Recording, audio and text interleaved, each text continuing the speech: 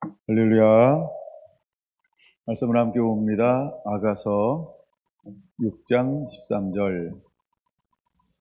우리 함께 봉독합니다. 돌아오고 돌아오라 술람이 여자야, 돌아오고 돌아오라. 우리가 너를 보게 하라. 너희가 어찌하여 마하나임에서 춤추는 것을 보는 것처럼 술람이 여자를 보려느냐. 아멘. 아가서 36번째입니다. 마하나임 8번째.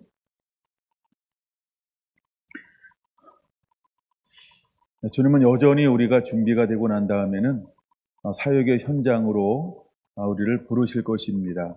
이제 우리는 사역의 현장에서 주님이 가장 기뻐하는 그 사역을 이루는 자로, 또 감당해내고 감당해내는 자로 서야 할 줄로 믿습니다. 예수님께서 제자들을 만나서 했던 질문이 내가 나를 사랑하느냐라는 거였습니다. 사랑하는 자에게 주님께서 요구하는 것이 무엇이냐 하면 내 양을 먹이라는 것이었죠. 여러분, 우리는 주님의 양을 먹이는 자로 주님 앞에 서게 될 것입니다. 자, 오늘은 마하나임을 다루는데 다윗을 통하여 한번 마하나임을 다루어 보려고 합니다. 사무엘상 16장으로 넘어가 보겠습니다. 사무엘상 16장 1절. 여호와께서 사무엘에게 이르시되 내가 이미 사울을 버려 이스라엘 왕이 되지 못하게 하였거늘 내가 그를 위하여 언제까지 슬퍼하겠느냐. 너는 뿔에 기름을 채워 가지고 가라. 내가 너를 베들레헴 사람 이새에게로 보내리니 이는 내가 그의 아들 중에서 한 왕을 보았느니라 하시는지라. 아멘. 하나님은 유다를 향하여서 놀라운 선포를 하고 계셨습니다. 창세기 49장을 보려고 합니다. 유다 지파를 향하여 창세기 49장 9절. 유다 지파를 향하여 축복할 때 이렇게 축복하십니다. 유다는 사자 새끼로다. 내 아들아 너는 움킨 것을 찢고 올라갔도다. 그가 엎드려 웅크림이 숫사자 같고 암사자 같으니 누가 그를 범할 수 있으랴. 규가 유다를 떠나지 아니하며 통치자의 지팡이가 그 발 사이에서 떠나지 아니하기를 실로가 오시기까지 이르리니 그에게 모든 백성이 복종하리로다. 그의 나귀를 포도나무에 매며 그의 암나귀 새끼를 아름다운 포도나무에 맬 것이며 또 그 옷을 포도주에 빨며 그의 복장을 포도주 즙에 빨리로다. 그의 눈은 포도주로 인하여 붉겠고 그의 이는 우유로 말미암아 희리로다. 아멘. 야곱은 자신들의 아들들을 향하여서 마지막 유언을 하는 가운데 축복을 선포하고 있습니다. 그 중에 넷째였던 유다에 관해서 야곱은 어떻게 하나님이 야곱을 통하여 축복하게 할까요? 그는 사자 새끼라고 말합니다. 그래서 우리가 예수님의 오실 형상을 유다의 사자 이렇게 부르는 거예요. 네, 그 유다의 사자라고 부르고 있습니다. 10절에 이건 왕이 가지고 있는 우리가 장군들이 가지고 있는 이것을 우리가 통치권인데 유다를 떠나지 않겠다는 겁니다. 하나님께서 마지막에 유다 지파를 통하여서 왕이 나게 할 거고 그 유다 지파에서 왕이 떠나지 않게 할 것이다. 너를 통하여 영원히 다스릴 것이다 라고 하나님이 이미 야곱을 통하여 예언을 선포하셨습니다. 그리고 세 번째, 통치자의 지팡이가 그 발 사이에서 떠나지 아니하게 될 것이다. 그래서 실로는 법궤가 있는 곳이기도 하지만 실로라고 하는 것 자체가 화평을 가져오는 자, 즉 궁극적으로 다윗을 말하는데 다윗을 지나서 예수 그리스도를 가리키는 단어이기도 하지요. 그래서 실로가 오기까지 그에게 모든 백성이 복종하게 될 것이다를 이미 선포 예언하고 있습니다. 그 다음에 나귀가 나오고 암나귀 새끼가 나오고 옷이 있고 복장이 있고 눈이 있고, 근데 이 전부 이것은 무엇에 해당하고 있냐면 포도나무에 해당하고 있습니다. 근데 나귀를 포도나무에 메어요? 이런 사람이 있나요? 암나귀 새끼를 아름다운 포도나무에 맬 거예요? 옷을 어디다 빨아요? 포도주에 빨 거예요. 여러분, 그렇게 빠는 사람이 있나요? 우리의 복장을 포도주 즙에 빨게 될 거라는 거예요. 이건 무슨 말이냐 하면, 그토록 하나님께서 이스라엘 민족, 즉 유다의 삶을, 첫째는 유다의 삶을 하나님이 그만큼 비옥하게 할 것이다, 풍성하게 할 것이다, 넉넉하게 할 것이다, 이런 의미로 비유로 말씀을 하고 있는 것입니다. 그러니까 하나님은 유다라고 하는 이 지파를 그가 어디서 무엇을 하든지 하나님은 유다 지파에게 어떤 은혜와 축복을 허락할 것이냐 하면, 풍성하게 할 것이다. 이 땅 가운데 살면서 부족함이 없게 할 것이다 라고 하는 비유의 말씀을 해주고 있는 것입니다. 여러분, 이런 은혜가 우리 가운데 임하게 되기를 원합니다. 이미 하나님이 그것을 선포하고 있는 것이지요. 근데 이제 하나님께서 드디어 어느 지파에 관심을 갖기 시작할까요? 첫 번째 왕 사울은 어느 지파였나요? 베냐민 지파였습니다. 근데 이제 두 번째 사울 왕을 하나님이 세운 것을 후회합니다. 왜? 그가 실패하니까. 실패의 원인은 하나님의 말씀을 온전히 순종하지 아니했기 때문입니다. 그래서 우리가 하나님을 의지하지 않고 하나님 말씀을 첫 자리에 놓지 아니하면 하나님은 후회하셔서 그를 더 이상 쓸 수가 없다는 거죠. 그를 통하여 하나님이 일하실 수가 없다는 거예요. 그래서 마지막에 하나님이 찾는 이 깃발을 당당히 세우고 올라가는 주님의 신부들, 즉 특별히 마하나임 두 진영 가운데 서는 사람들은 온전히 하나님 앞에 순종함을 가지고 나가는 사람을 하나님이 마지막 두 진영 가운데 세우게 될 것을 우리에게 보여주고 있는 것입니다.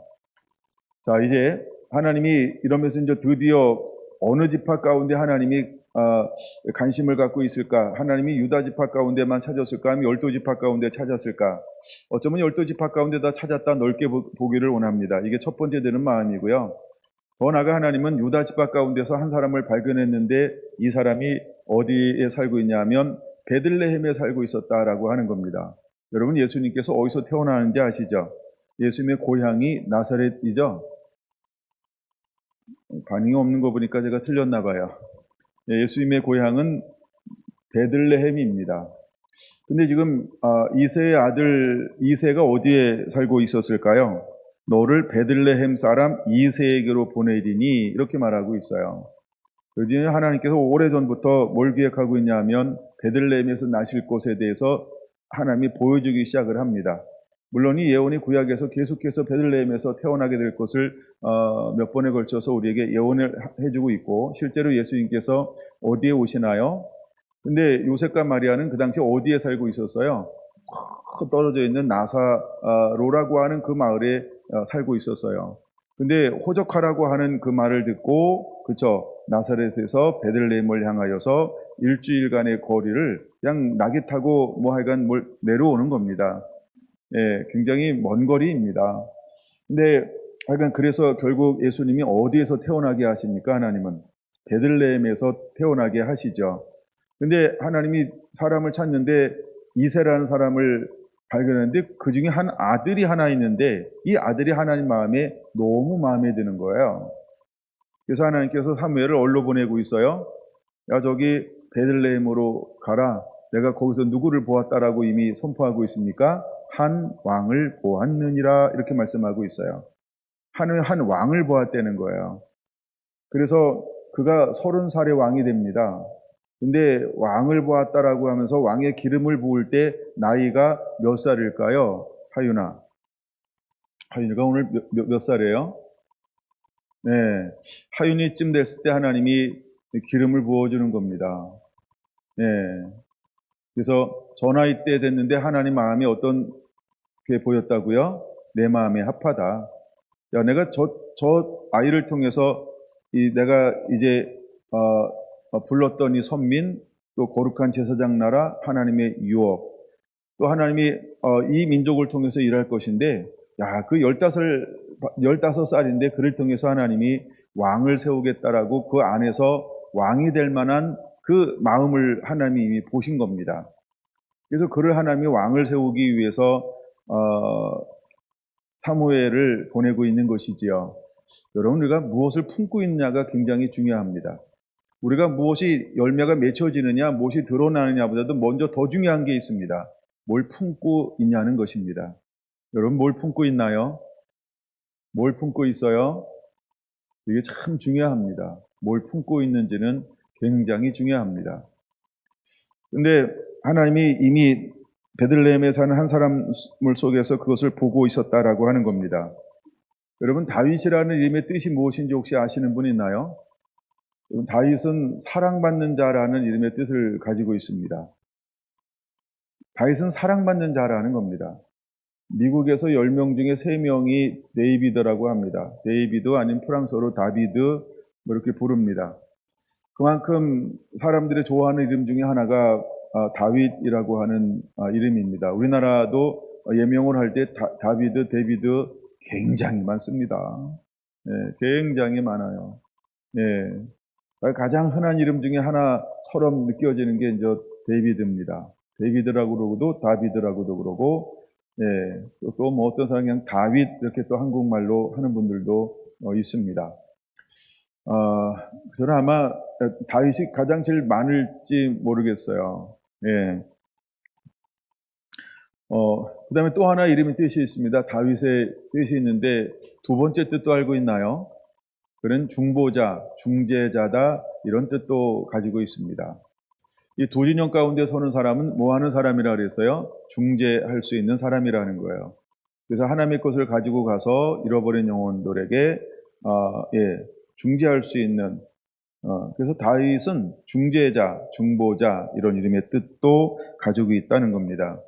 제가 이제 자료를 찾아보니까 다윗에게 또 하나의 뜻이 있더라고요. 두목이다 이런 뜻도 있더라고요. 두목, 우리나라 말로 대장인데 하여간 이건 두목 이런 뜻도 가지고 있습니다. 다윗은요 아브라함의 14대 손이라고 마태복음 1장은 말하고 있습니다. 그래서 그는 14대 손이에요. 다윗은 몇 세에 부름 받는다고요? 15세에 기름 부음 받고 30세에 왕이 되어서 70세까지 삽니다. 그래서 그는 70살까지 사는 거죠. 근데 그가 왕이 되어서 40년을 이제 왕 그 자리에서 하나님을 섬기게 되어집니다.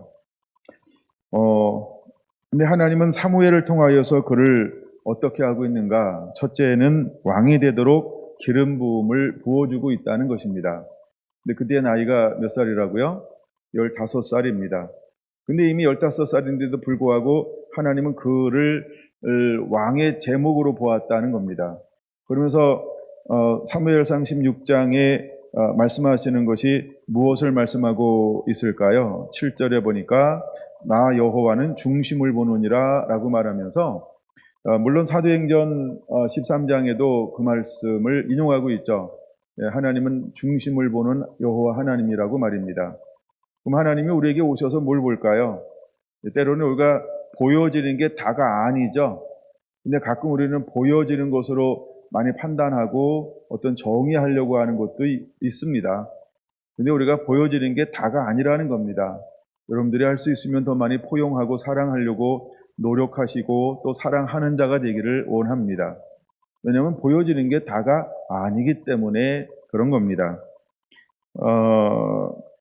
자, 이제 분명히 아들들을 다 모으라라고 했을 때 그 당시에 사무엘의 영적 권위라고 하는 것은 최고였습니다. 근데도 불구하고 이새가 누구를 부르지 않았어요? 한 아들을 제외하고 7명만 불렀다는 것입니다. 그러면 이새는 마지막 말제 다윗을 향하여서 약간 신학적 견해는 두 가지가 있어요. 근데 저는 두 가지 중에서 제가 취하는 것을 나중에 말씀드릴 겁니다만, 나는 그를 다윗을 무엇으로 여기지 않았다? 아들로 여기지 않았다라고 하는 겁니다. 근데 하나님은 그 이새의 아들 중에 한 사람 속에서 무엇을 보고 있냐 하면, 이새를 통하여서 내가 이 민족의 왕을 세워야 되겠다라고 하나님이 그렇게 마음 먹었다라고 하는 겁니다. 여러분, 그것이 중요합니다. 아버지가 뭐라고 하든 엘리압, 그 다음에 형들이 있죠. 아비나답, 그 다음에 세 번째까지 이름이 기록되어져 있어요. 삼마. 근데 형들이 뭐라고 하든 또 주변인들이 뭐라고 하든 하나님은 다윗에게 뭘 봤을까? 그 시대의 사무엘도 다윗을 아직 알아보지 못했죠. 물론 다윗을 아직 만나지 못했기 때문에 그럴지도 몰라요. 근데 일단 엘리압을 딱 보는 동시에 그 시대적 어떤 사사가 갖추어야 할 외형적인 것을 엘리압이 다 갖추고 있었다라고 하는 것이죠. 그래서 여러분, 우리가 외모를 보고 다 모릅니다. 외모를 보고 다 모릅니다. 어떤 결정적인 것들 만날 때, 그래서 우리가 결혼할 때도 그냥 결혼하지 말고 최소한 계절을 좀, 그렇죠, 4번은 바꿔야 되지 않겠냐, 이렇게 이야기들을 하기도 합니다. 4번 계절 바뀌어도 다 모릅니다. 살아봐도 모릅니다. 저처럼 30년 이상 살아도 아나요? 고개 흔들어 주니까 모릅니다. 네, 이번에 허락 받고 얘기한 거예요. 그래서 모릅니다. 우리가 속담이 있죠. 한길 사람 속은 모른다, 이런 말이 있어요. 10길 물속은 알아도 사람 속은 모른다, 이런 말이 있는데, 하나님은 사무엘도 엘리압의 무엇을 봤냐 하면 겉모습을 보았다는 겁니다. 왜냐하면 우리가 첫 번째 사울왕을 세울 때도 어떤 것들이 기록되어져 있었다고 그랬어요. 준수하다는 거예요. 유력한 자라고 하는 거예요. 키가 크다라고 하는 거예요. 그리고 효성이 깊다라고 하는 거예요. 그 다음에 5번째가 뭐였죠? 그는 겸손한 사람이었다, 이렇게 여기고 있다는 거죠. 그 중에 가장 중요한 게 뭐냐 하면 키가 크다는 겁니다. 40살이 됐는데 아주 근육질이에요. 용맹해요. 네, 그리고 효심이 굉장히 지극합니다. 그러니까 사람들이 딱 봤을 때 왕이 될 제목이다, 이렇게 여긴 거죠. 그런 것처럼 두 번째도 사무엘, 그렇게 영적인 사람인데도 불구하고 가자마자 하나님의 음성을 먼저 듣는 게 아니라 기름병을 딱 땄어요. 근데 땄는데 기름병을 딸 때 공개적으로 땄을까요? 몰래 땄을까요? 그거 생각해 본 적이 있습니까? 이 얘기를 하는 이유는 공개적으로 딴 게 아니고 몰래 땄다, 이걸 얘기하고 싶어서 그런 겁니다. 그래서 몰래 따가지고 엘리압한테 기름을 부으려고 했어요. 근데 누가 말렸을까요? 하나님이 말린 거예요. 그래서 우리가 외모를 보지 말고 나 주 여호와 하나님은 중심을 보는 하나님이라 라고 사무엘을 말리고 있는 것이었죠. 자, 또 하나 그럼 나온 김에 문제 하나 더 내겠습니다. 다윗이 기름 부음 받을 때 공개적으로 기름 부음 받았다, 사무엘과 둘이 몰래 기름 부음을 받았다. 여러분, 1번일까요? 2번일까요? 2번으로 여러분들이 이제는 정확하게 알고 있으면 좋겠습니다. 공개적으로 왕의 기름 부음을 받았다 그러면은 누구한테 죽었을까요? 사울왕한테 죽었을 것입니다. 네, 사울왕한테 죽었을 거예요. 이제 그 성경을 쭉 읽다 보면 다 나옵니다. 그래서 엘리압이 8번째 아들이 왕의 기름 부음 받을 거를 받은 것을 알았을까요? 몰랐을까요? 몰랐다가 답입니다. 그 다음에 나중에 이제 사울왕한테 악신이 들리기 시작합니다. 16장 14절부터. 근데 그에게 청거되는 한 사람이 있습니다. 그 사람이 누굴까요? 다윗입니다. 근데 다윗이 소문났어요. 저 사람이 차기 하나님으로부터 왕의 기름 부음 받은 사람입니다. 이게 알려지면 멀쩡하게 살아있을까요? 아니면 멀쩡하게 죽었을까요? 그렇겠죠? 아마 죽었을 겁니다. 왜 죽었을까요? 악령이 들었기 때문입니다. 네, 사단은 빼앗고 죽이고 멸망시킵니다. 근데 다윗이 차기 왕이라고 하는 걸 사울이 알았을까요? 몰랐을까요? 몰랐다라고 하는 겁니다. 나중에 그가 명성에 올라갈 때도 불구하고 그가 10여 년 동안 추적하면서 뭐 하려고 했어요? 죽이려고 했습니다. 그것만 봐도 공개적으로 아직 사무엘을 통하여 하나님이 다윗에게 왕으로 기름 부음 받은 것을 몰랐다라고 하는 것입니다. 자, 그 다음에 우리가 봤을 때 그에게 무엇을 보냐면 그는 어떤 사람이었을까? 그는 용맹스럽고 뛰어난 장군으로 자라나게 되어집니다. 나중에 이제 사울왕을 도우면서 그가 어떤 역할을 감당하게 되냐면 사울왕의 병기를 맡은 사람으로 이제 옆에서 항상 동행하도록 그가 이제 이렇게 쓰임을 받습니다. 16장 21절 이렇게 말하죠. 다윗이 사울에게 이르러 그 앞에 모셔 섬에 사울이 그를 크게 뭐하여 사랑하여 자기의 무기를 드는 자로 삼고라고 말합니다. 그래서 항상 전쟁이 크고 작은 전쟁이 일어날 때 함께 이제 전쟁터에 나가서 이제 골리앗 싸움의 그 이후에 쓰임 받는 사람이 되어집니다. 이건 나중에 어떤 소문이 들리기 시작해서 백성들에 의해서 천천히요, 만만히요. 사울은 천천, 그다음에 다윗은 만만 하면서 백성들이 이렇게 명성을 얻는 그렇게 세워지는 삶을 산 사람이 다윗이라는 겁니다.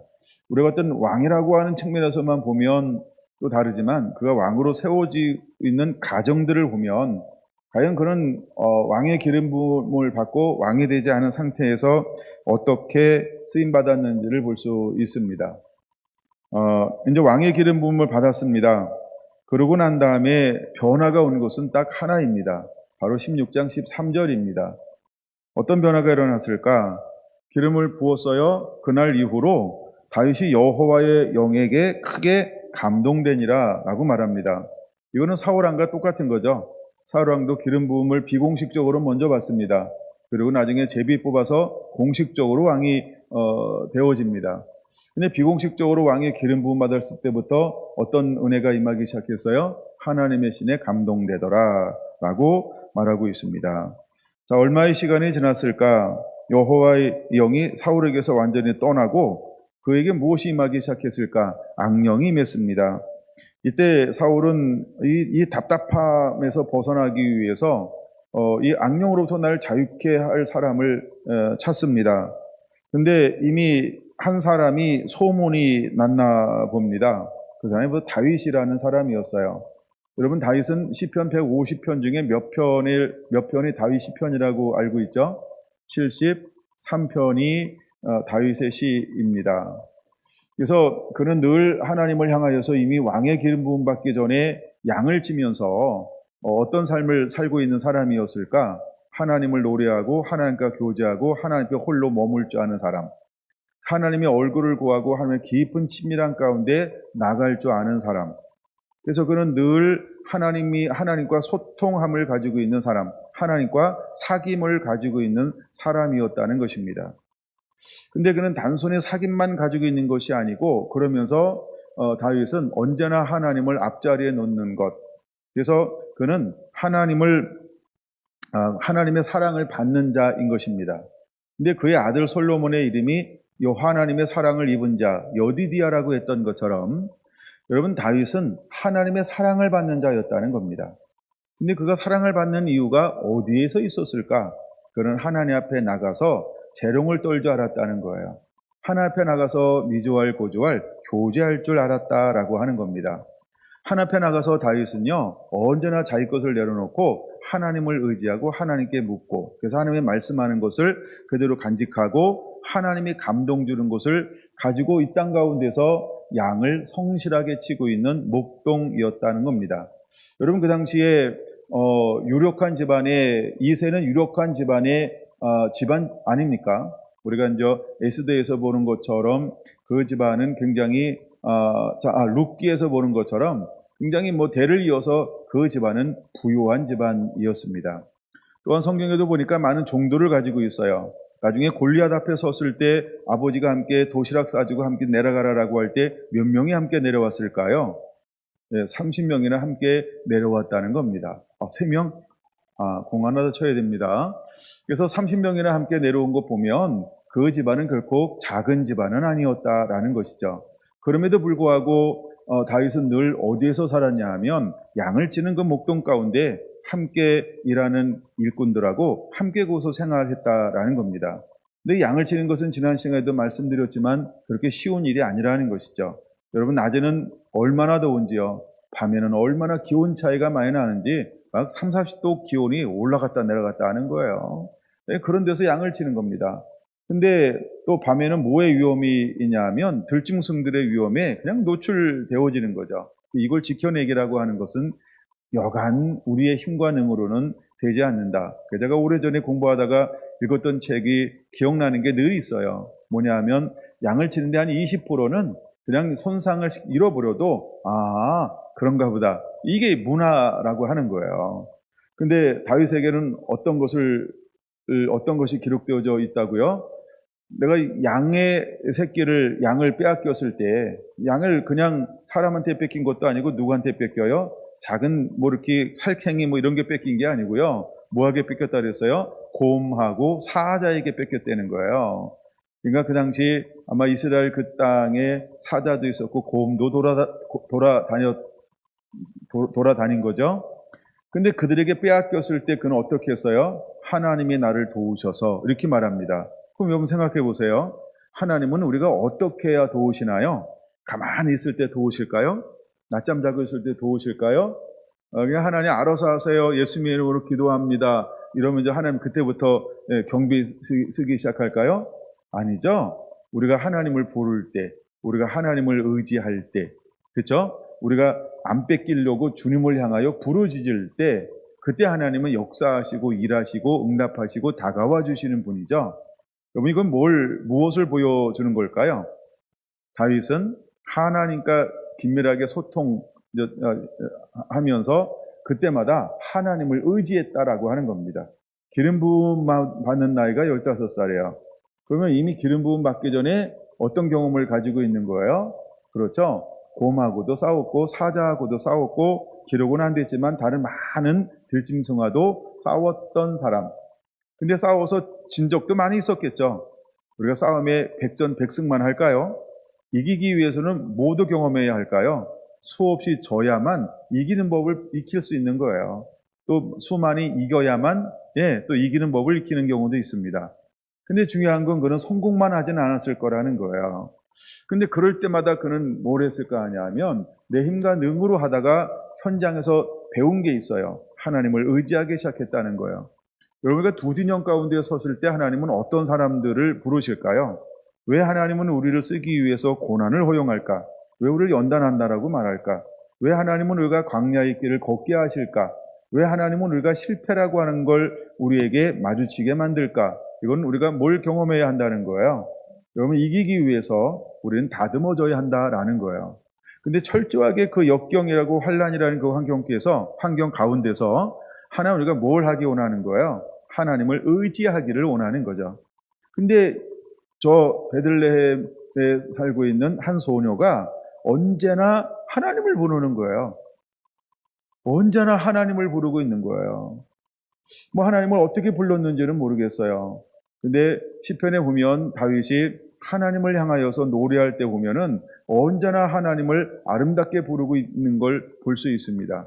그는 시간을 가리지 않고 그는 항상 하나님을 첫 자리에 놓고 하나님과 깊은 친밀함을 가지고 삶을 사는 것을 볼 수 있습니다.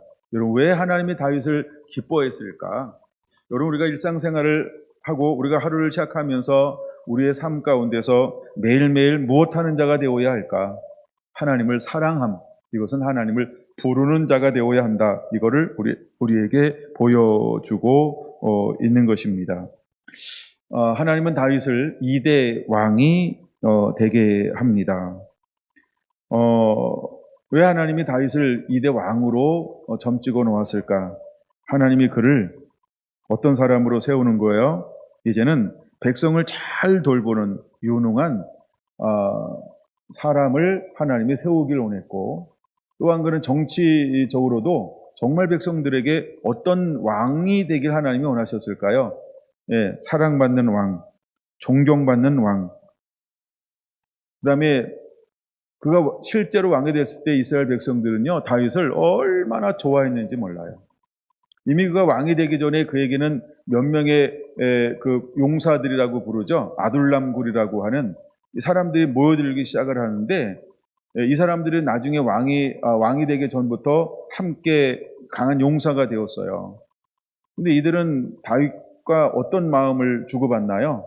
어떤 우리가 혈연, 피를 주고받은 것처럼 그게 아주 끈끈한 관계, 충성도가 굉장히 강한 그런 관계가 형성이 되어지는 겁니다. 근데 처음에 몰려드는 사람들은 정상적인 사람이 아니라 어떤 그 사회에서 버림받고 또 약간 이렇게 낙오가 되고 약간 이렇게 문제가 있는 것처럼 보이는 이런 사람들이 실제로 모여들었죠. 물론 나중에도 이제 왕이 돼서 올라갈 때에도 여전히 그 안에는 어떤 사람들이 있어요. 다윗과 생각이 다른 사람들도 있었어요. 그러나 언제나 다윗이 이야기하면 자기 생각들을 내려놓고 다윗이 하는 생각에 동조할 줄 아는 또 이런 사람들이었죠. 이렇게 사람들이 모여들었어요. 그게 처음부터 그는 이미 백성들에게 사랑받는 자로서 왕으로 자라나고 있었다는 겁니다. 그리고 다윗이 왕이 돼서 하나님이 함께 했을 때 그는 뭐라고 기록하고 있냐 하면 어디로 가든지 이기게 하셨더라라고 하는 것처럼 다윗은 이대 왕이 되었을 때 존경받는 자였고 사랑받는 자였고 더 나아가 자랑스럽게 여기는 그런 왕으로서의 역할을 정말 너무나도 훌륭하게 살아낸 사람이 다윗이라고 하는 것입니다. 근데 이렇게 하나님이 그를 세우기까지 어떤 길을 걸어와야 했을까? 사무엘상 16장 1절에 보면 이미 하나님이 그를 시작부터 이렇게 이야기하는 거죠. 내가 한 왕을 보았다라고 말입니다. 그리고 3절을 이렇게 표현하고 있는 것이죠. 내가 가면은 내가 알게 할 것이다 라고 말입니다. 근데 하나님이 알게 한다라고 말했는데 나중에 성경을 차차히 또 읽어보니까 사무엘이 한 발 앞서 간 것도 있어요. 네, 그렇죠? 그래서 이제 그때 사무엘이 두 번째부터 하는 건 뭐예요? 하나님 이 사람입니까? 라고 묻는 거죠. 그는 하나님이 알게 한 사람이 다윗이었다라고 하는 걸 볼 수 있습니다. 그리고 13절에 와서 그를 딱 보자마자 12절에 보면은 빛이 붉고 눈이 빼어나고 얼굴이 아름답더라라고 이야기하기도 합니다. 이런 사람이 이제 다윗이었고요. 다윗을 하나님이 이렇게 세우기 시작합니다. 근데 16장 18절에 보니까 그는 무엇도 잘하는 사람이었어요.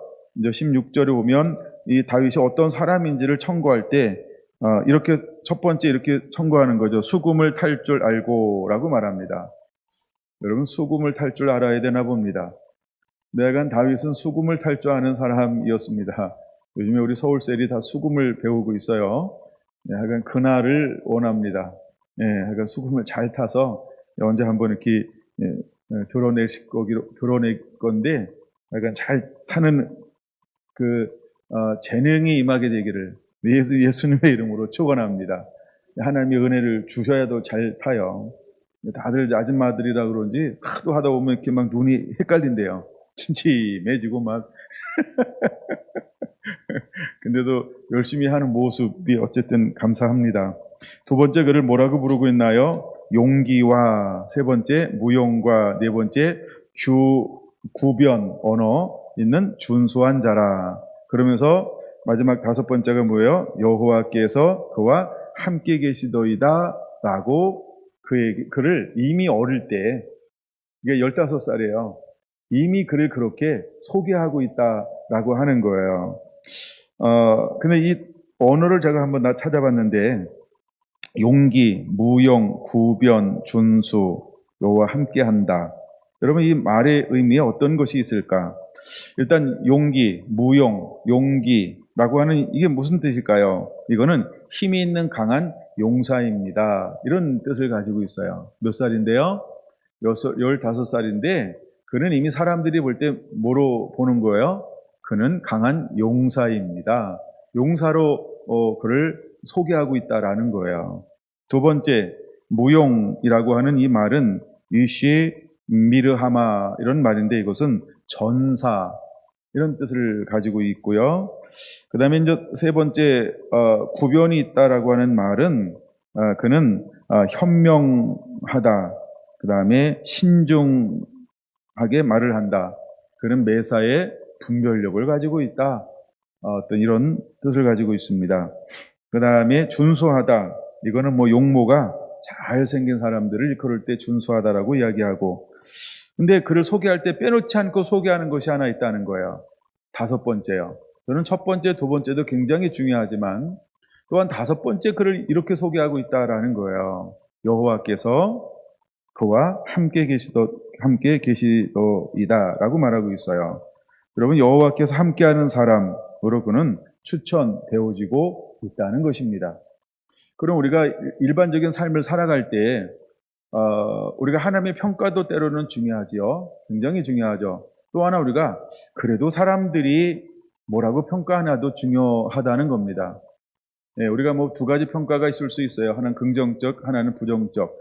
근데 어쨌든 우리가 또 어떤 사람들 중에서는 우리가 어떻게 평가를 받고 있어야 되는가? 이것이 내가 삶을 통해서 드러나고 있는 것을 평가한다는 겁니다. 근데 18절은 굉장히 중요하죠. 이미 그를 왕에게 청거할 때 다섯 가지로 청거를 하고 있다라는 겁니다. 여러분, 우리는 어떤 삶을 살아가고 있어야 하는가? 이것을 우리에게 보여지고 있는 것입니다. 그래서 요즘에 좀 개인적인 것 같은 이야기들을 좀 많이 합니다. 왜냐하면 우리가 서로 누구한테 어떻게 평가받냐는 것은 결국 가서 평가할 수만은 없는 거예요. 근데 우리가 오래 사귀면 사귈수록 더 깊이 알고 많이 알죠. 그럴 때 우리가 진짜 어떻게 서로 평가할 수 있는가, 이런 평가들도 우리가 무시할 수 없다라고 하는 것 꼭 기억하시기를 바랍니다. 자, 이제 그러고 난 다음에 그가 왕 앞에 나가서 두 가지를 먼저 하게 되어지는 거죠. 하나는 이제 왕이 그를 사랑해서 무기를 든 사람으로 사용하기도 하고, 또 하나는 수금을 타서 그를 아주 기분 좋게 악령을 쫓아내기도 합니다. 근데 이제 무기를 든 사람이 되었다. 두 번째, 수금을 타는 자가 되었다라고 할 때, 이제는 그가 아버지를 떠나서 왕궁에서 살까요? 아니면 집에서 출퇴근할까요? 두 번째가 답입니다. 네. 그래서 물어보는 거예요. 뻔하지 않으니까 물어보는 겁니다. 그러니까 이 당시만 해도 정규직이 아니고 비정규직이었어요. 월급을 아끼려고 했던 것 같습니다. 예. 그래서 이제 전쟁이 없고 막 이럴 때 무기 들고 있을 일은 없잖아요, 그렇죠? 보초 서는 것도 아니고. 이제 전쟁이 있으면 이제 무기 드는 사람으로 함께 따라 나갔고, 그 다음에는 이제 악기가 들려서 막 정신적으로 잠이 안 오고 불면증이 오면서 힘들 때는 다시 이제 출근해가지고요. 이제 하프를 타면은 또 악령이 나가서 단잠을 자고 편안해지고 계속해서 이렇게 집에서 왔다 갔다 하는 그런 시즌을 보내고 있는 것입니다. 자, 그러던 차에 어떤 여러분들이 잘 아는 이제 우리가 17장은 너무너무 우리가 많이 읽혀지는 것이죠. 그러고 난 다음에 어떤 일이 벌어질까요? 이것이 이제 다윗이 드디어 20살이 됐을 때입니다. 왜냐하면 기름 부음 받고 나서 몇 년이 지났을까요? 5년이 지났다 이 말입니다. 그러니까 20살 때쯤 된 것이죠. 여러분, 기름 부음 받는 때가 BC 1025년이라고 말합니다. 근데 골리앗이 쳐들어왔을 때는 언제냐면 1020년이라고 말합니다. BC. 그러니까 5년이 지났어요. 그럼 나이가 몇 살이에요? 드디어 이제 20살이 되었다라고 하는 겁니다.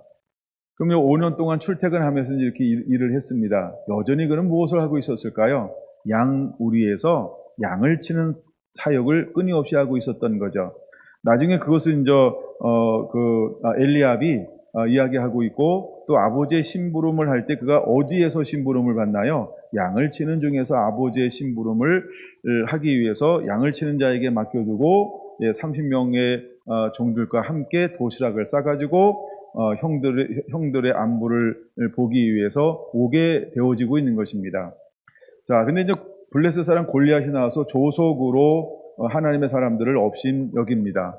이때 사울왕은 늘 어떤 사람들만 보면 이렇게 추천해서 세웠다고 표현하고 있었죠. 강한 사람, 용맹한 사람. 이게 인본주의라고 말씀을 드렸어요. 근데 강하고 용맹한 사람들로 이루어진 것처럼 보이는 그 사울왕의 군대가 골리앗 앞에 섰을 때 그들은 어떤 모습을 여전히 취하고 있냐는 것입니다. 11절 이렇게 말합니다. 듣고 놀라 크게 두려워하더라 라고 말하고 있습니다.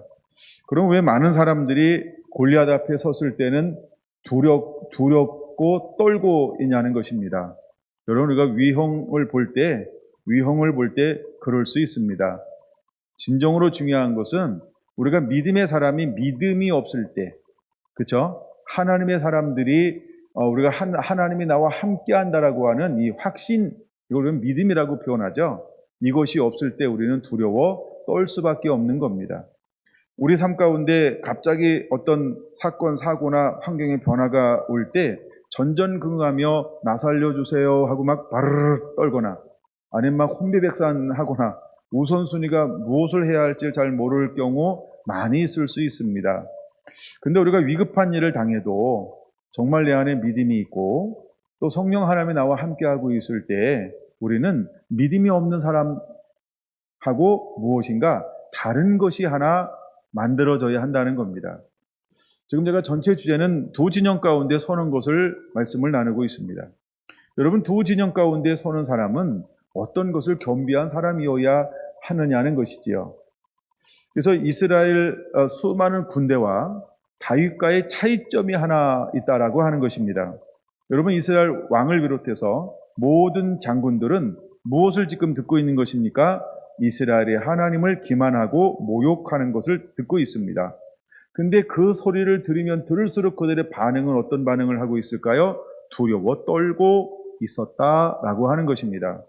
근데 이제 아버지의 심부름을 이 일이 16절에 보니까 며칠이나 지나가고 있었어요? 40일이 지나갔습니다. 그러니까 이스라엘 온 전역에 소문이 다 났습니다. 그리고 이제 군대로 형들은 징집을 당했죠. 그래서 아버지가 이제 심부름을 시키는 겁니다. 근데 이때 다윗이 와서 무엇을 듣게 되나요? 골리앗이 외치는 사람의 소리를 듣게 되어지는 것입니다. 그 소리를 듣는 동시에 그는 어떤 마음이 들었을까요? 그것이 바로 26절인 것입니다. 26절 골리앗은 뭐라고 이야기할까요? 이스라엘의 하나님의 군대를 모욕하겠느냐라고 말합니다. 도대체 이 블레셋 사람이, 이 할례받지 않는 블레셋 사람이 누구이기에 살아계시는 하나님의 군대를 모욕하겠느냐라고 표현하고 있다는 것입니다. 그러면 이 표현은 어떤 사람만이 할 수 있는 표현일까요? 내가 섬기고 나와 함께하는 하나님, 어떤 하나님? 살아계신 하나님. 그렇죠? 내가 지금 다윗이 가지고 있는 하나님, 지금 다윗과 함께 동행하는 그 하나님, 지금 다윗은 어떤 하나님을 다윗은 하나님을 알고 있는 거예요. 고백하고 있는 거예요. 그리고 실제로 어떤 하나님으로 알고 신앙생활하고 있는 거예요. 나의 하나님은 살아계신 하나님이다. 그럼 여기서 한번 여러분의 고백을 한번 들어봤으면 좋을 것 같아요. 그럼 옆 사람하고 한번 작은 소리로 한번 해보세요. 나의 하나님은 어떤 하나님이십니까? 예. 아니, 묻지만 말고 대답도 하셔야 됩니다. 서울셀. 네, 우리 대구도 가정에서 다들 남편들 안방에 있으면 가서 물어보고 오셔야 돼요. 제가 어떻게 대구에서는 집에서 할 때는 어떻게 예배드리는지 제가 한 번도 물어본 적이 없어서 혼자 드릴지 남편은 같이 드릴지 모르겠어요. 정장하고. 한 번도 물어본 적은 없어서. 자, 다음 물어보셨나요? 근데 약간 다윗은 내가 섬기는 하나님이 어떤 하나님이라고 그런 고백하고 있는 거예요. 나의 하나님은 살아계신 하나님. 여러분의 고백입니까? 아니, 내 고백이길 원하는 거예요? 나의 고백입니까? 이고 싶은 거하고 인 거하고 다르잖아요. 그렇죠? 그 차이가 있는 거예요. 다른 사람들은 두려워 떨고만 있어요. 근데 오직 한 사람은 뭐 하고 있다고요? 내 하나님은 살아계신 하나님. 아니, 할례 받지 않은 저 블레셋 사람이 살아계신 나의 하나님을 모욕해? 이거에 대해서 다윗은 어떤 마음이 일어나는 거예요? 엘칸나, 분노하는 거예요. 분노. 거룩한 분노가 일어나는 거예요. 이걸 의분이라고 표현하는 겁니다. 여러분, 마지막 때가 되면 우리가 의분을 일으킬 수 있는 사람들이 돼야 돼요. 마지막 때 하나님이 함께하는 사람들 중에는 의분을 일으킬 때가 있어요.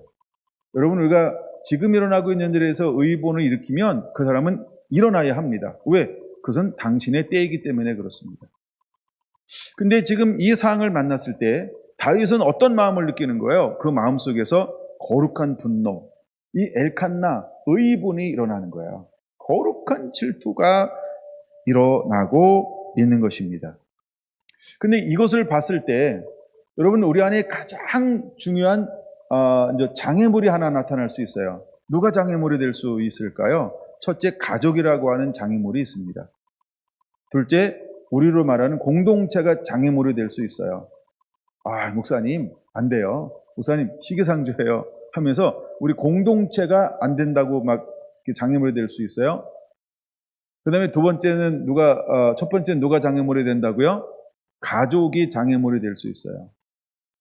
처음에 이제 여기서 뭐라고 말합니까? 큰형 28절 보세요. 큰형 엘리압이 다윗이 사람들에게 하는 말을 들은지라. 그가 다윗에게 뭐를 바라는 거예요? 아니, 골리앗 앞에 노를 바라고 있는 다윗을 향하여 형, 가족, 그것도 이제 장남이라고 하는 것은 뭐냐 하면 아버지를 대신하는 모든 권한이 사실 있어요. 그러니까 문화적으로는 하나도 이상하지 않은 것처럼 보일 수 있다는 거예요. 그러니까 사단은요, 교묘하게 우리를 방해하기 때문에 그렇습니다. 그러니까 합법적으로 장남은 이렇게 할 수 있는 권한이 주어진 것처럼 보이기 때문에 그래요. 내가 이 말을 좀 이상하게 하는 이유가 있어요. 왜냐하면 지금 이건 영적인 싸움인데 무엇으로 방해를 하고 있는 거예요? 육으로 방해하고 있기 때문에 그렇게 표현하고 있는 것입니다. 여러분, 우리가 실제로 하나님의 나라와 하나님이 가장 기뻐하는 것을 뭘 하려고 할 때 내 생각은 이래요, 내 생각은 이래요, 내 뜻은 이래요. 목사님, 제가 많이 모르지만 이번에는 이런 것 같습니다 하면서 어떤 자기들이 생각하는 최고의 의견을 다 낼 수 있을 수 있다는 것이죠.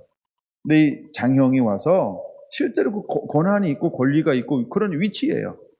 이 당시에 장남의 권한은 이제 지금 전쟁터고 아버지를 멀리 떠나왔으니까 지금 아버지가 옆에 없으니까 최고의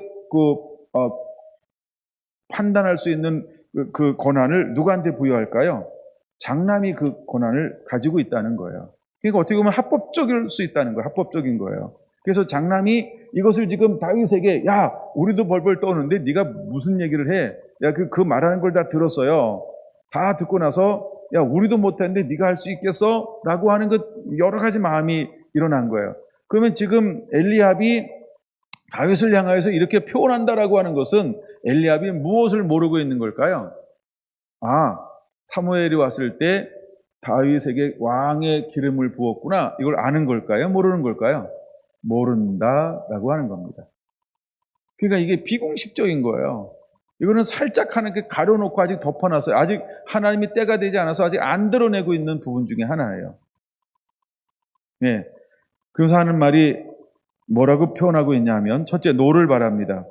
그 다음에 두 번째는 내가 교만과, 세 번째, 내 마음의 완악함을 내가 안다. 그리고 네 번째, 내가 전쟁을 구경하러 왔구나 라고 폄하하고 있다라고 하는 겁니다. 여러분, 가족들이 반대할 때 가장 힘든 것 중에 하나가 이런 겁니다. 근데 우리가 하나님의 부르심 가운데, 나중에 여러분, 우리가 하나님의 부르심과 역사를 이루는 데 있어서는 우리가 하나님의 음성이 정확하다고 한다면 우리가 하나님의 음성을 따라가는 우선순위에 선 사람이 두 진영 가운데 설 수 있게 될 거라는 것입니다.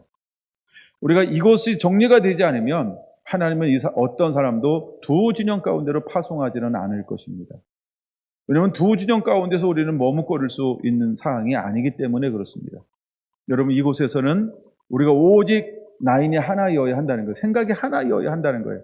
오직 우리는 하나님과 한 마음 한 뜻 하나의 같은 곳을 봐야 한다는 거예요. 그래서 7장에서 보여주는 거, 우리의 10가지 모습이 실제로 우리 안에 그렇게 갖추고 있어야 한다는 거예요. 그게 뭘 보여주는 거예요? 우리가 두 진영 가운데서는 두 진영 가운데 설 수 있도록 구비된 깃발을 세운 군대같이 당당한 하나님의 군대인 것을 보여주고 있는 것이 7장 1절에서 5절까지라는 겁니다. 그래서 여러분, 10가지는 이것은 당당한 하나님의 군대와 같은 하나님의 신부를 보여주고 있는 것입니다. 우리는 그 모습을 갖추고 있어야 한다라고 하는 거예요. 여러분, 우리의 눈은 누구만 바라봐야 할까요? 숲을 가운데 있는, 그렇죠? 우리의 눈이 어떤 눈이어야 할까요? 우리가 예수님만 바라보는, 그리고 예수님이 바라보는 것을 함께 바라볼 수 있는 그런 우리의 시각이 되어야 한다는 겁니다. 여러분, 이 두 진영 가운데서는 생각이 흐트러질 수 없다라고 하는 것이죠. 지금 다윗은 이 형 엘리압의 말을 향하여서 뭐라고 반문을 하고 있을까요? 29절 같이 한번 볼까요? 다윗이 이르되 내가 무엇을 하였나이까? 어찌 이유가 없으리까? 형, 어찌 내가 까닭없이 하겠어? 형, 미안해. 잠시만 있어 봐봐. 뭐 어떻게 공손하게 이야기할 수 있고 아니면 어미 있게 얘기할 수도 있고, 하여간 어쨌든 이야기했는데 이렇게 번역을 해놨습니다. 그러면 우리가 하나님의 음성이 다윗이 어떻게 이야기했는지를 들을 수 있는 것이지요. 그러고 난 다음에 돌아서서 다른 사람을 향하여 또다시 뭐라고 이야기합니까? 전과 같이 또 외쳤다라고 하는 겁니다. 어찌 할례 없는 저 사람이 살아계신 하나님의 이름을 모욕할 수 있겠느냐라고 또다시 이것을 외쳤다라고 하는 것입니다. 여러분, 우리 안에 이 믿음, 이것이 신앙입니다. 우리가 어떤 상황을 딱 봤을 때 그 맥을 짚어낼 수 있는 이것이 우리의 신앙이어야 한다는 것입니다. 그럴 때 사람들이 그를 어디로 인도하나요? 이제는 드디어 왕에게로 인도하고 있는 것입니다. 근데 왕에게로 인도함 받았다고 해서 모든 문제가 해결되어지는 것은 아니죠. 왕이 묻는 것입니다. 너 이제 20살밖에 안 되는데 이거 할 수 있겠어? 라고 그를 이야기하는 거죠. 그랬더니 다윗이 무엇에 관한 이야기를 왕에게 털어놓고 있나요? 전에 내가 어떻게 했는지에 관한 것을 설명하고 있다라는 겁니다. 자, 그럼 이것이 왕의 기름 부음 받기 전에 있었을까? 왕의 기름 받고 난 이후에 있었을까? 그건 그렇게 중요하지 않을 수 있습니다. 그러나 중요한 것은 그가 언젠가 이런 경험을 할 수 있었다는 겁니다. 하나님을 의지했더니.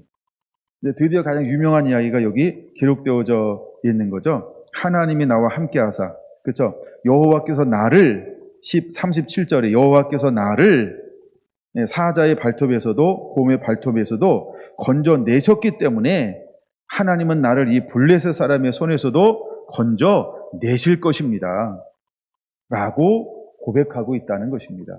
여러분, 이게 뭘까요? 우리가 가진 믿음이어야 한다는 겁니다. 이것이 우리가 가진 확신이어야 한다는 것입니다. 그런 추호도 떨림이 없어요. 의심하지 않아요. 염려하지 않아요. 걱정하지 않아요. 두려워하지 않는다는 거예요. 그럼 무엇으로 가득 채워져 있나요? 하나님이 나와 함께 하신다. 하나님이 나를 도우신다. 라고 하는, 여러분과 두 진영 가운데 섰을 땐 무엇만 가지고 설 수 있을까요? 육은 하나님의 일을 생각하지 못합니다. 영이 하나님의 일을 생각하는 것입니다. 우리가 어떤 사람이 되어야 할까? 영의 사람이 되어야 한다는 것입니다. 이거를 우리에게 보여주고 있는 거예요. 하나님은 우리 한 분 한 분들이 이제는 이 두 진영 가운데 설 수 있도록 육으로 우리가 지배받는 것이 아닌 영의 사람이 되기를 하나님이 원하고 있다는 것입니다. 여러분, 우리가 두 진영 가운데 서는 그런 하나님의 사람이 다윗처럼 일어나게 되기를 예수님의 이름으로 축원을 드립니다. 그랬을 때 다윗은 이렇게 고백하고 있는 것이죠. 여러분, 우리가 대적을 향하여서 외칠 수 있는 거, 나는 만군의 주 여호와 하나님의 이름으로 나아가노라. 근데 세상은 무엇을 가지고 올까? 그들이 가지고 있는 최고의 어떤 보여지는 무기, 그들이 가지고 있는 건 그 당시에 최고를 가지고 나올 수 있다는 거죠. 45절, 너는 칼, 창, 단창으로 내게 나오거니와 나는 만군의 여호와의 이름, 곧 내가 모욕하는 이스라엘 군대의 하나님의 이름으로 내게 나아가노라. 이런 마하나임에는 우리가 무엇을 가지고 서는 곳이 마하나임인가? 우리는 만군의 주 여호와 하나님의 이름으로 그 마하나임 가운데 서는 자가 되어야 한다는 겁니다. 여러분에게 이런 강하고 담대함, 그 다음에 이 믿음, 이것이 확신이 되어서 이것이 여러분의 삶이 되기를 예수님의 이름으로 축원을 드립니다. 기도하겠습니다.